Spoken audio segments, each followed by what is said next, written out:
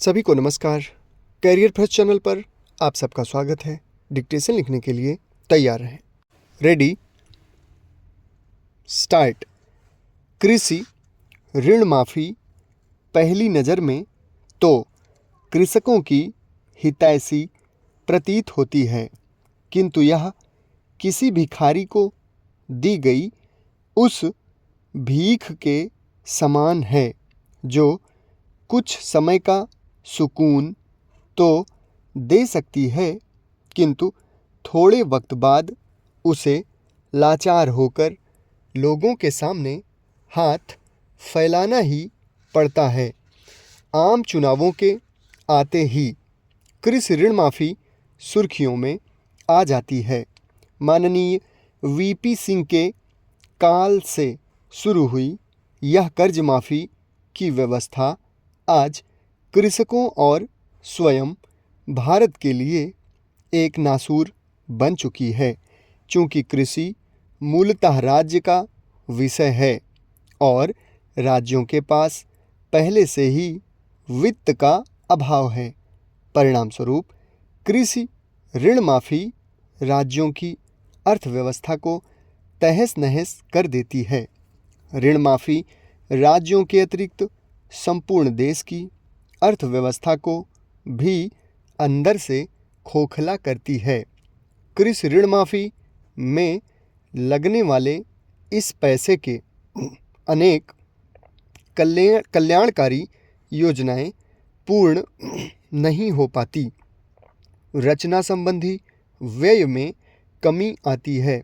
देश का राजकोषीय घाटा बढ़ता है।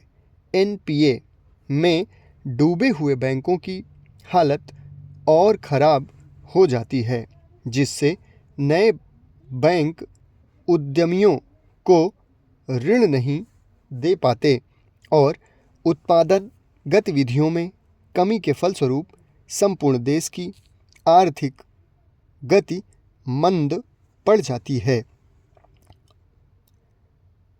आर्थिक मंदी के दूरगामी परिणामों से विश्व स्तर में भी भारत की अर्थव्यवस्था के प्रति अविश्वास उत्पन्न होता है और विदेशी निवेश में कमी आती है, जो कि हमारी अर्थव्यवस्था में गरीबी में आटा गीला होने जैसी परिस्थिति होती है। इस प्रकार कृषि ऋण माफ़ी अर्थव्यवस्था के लिए अत्यंत हानिकारक है।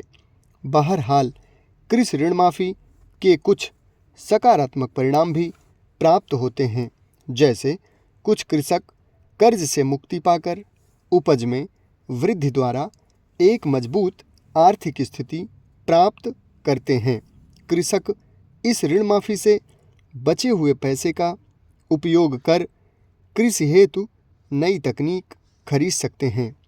उच्च गुणवत्ता वाले महंगे अनाज, उर्वरक, कीटनाशक आदि की सक्षमता द्वारा पैदावार में वृद्धि कर स्वयं की स्थिति मजबूत कर देश में खाद्य सुरक्षा भी सुनिश्चित कर सकते हैं, किंतु यह लाभ मुख्यतः बड़े कृषकों तक ही सीमित रह जाता है। प्रायः यह देखा गया है कि किसानों की कर्ज माफ़ी कृषकों को कर्ज के दुष्चक्र में ही फंसाने का कार्य करती है। सरकार द्वारा एक बार कर्ज माफ़ी से किसान चंद पलों के लिए राहत की सांस तो ले लेगा, किंतु जब उसकी फसल पर मौसम की मार पड़ेगी और उसकी फसल बर्बाद होगी, तो वह जीवन गुजारने के लिए मोहताज हो जाएगा और कर्ज के लिए दोबारा अपनी झोली फैलाएगा। भारत की 42% भूमि पर कृषि कार्य किया जाता है, जो कि विश्व में अमेरिका के पश्चात द्वितीय स्थान पर है, किंतु फिर भी हमारे देश के अन्नदाता की स्थिति अत्यंत दयनीय बनी हुई है।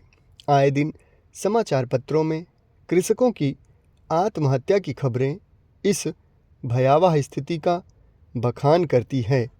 इस समस्या के मूल में जाकर देखें तो इसके कई कारण नज़र आते हैं। समाप्त। धन्यवाद।